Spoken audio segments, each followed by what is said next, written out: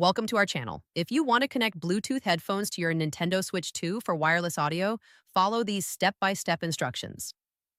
Step 1. Turn on your Nintendo Switch 2 console and navigate to the home screen by pressing the home button on your controller. Step 2. Select the System Settings gear icon located at the bottom of the home screen to access all console configuration options. Step 3.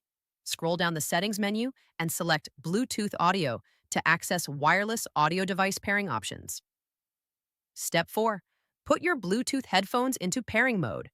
This usually involves holding the power button or a dedicated pairing button for several seconds until an LED light flashes. Step 5.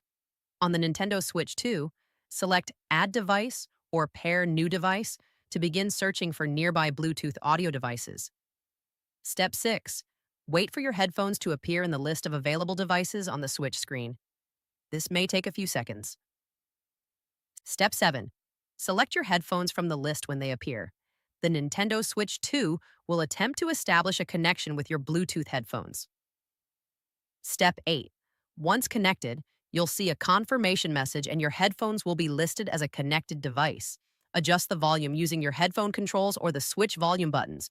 Your wireless audio is now active. Don't forget to like this video and subscribe to our channel.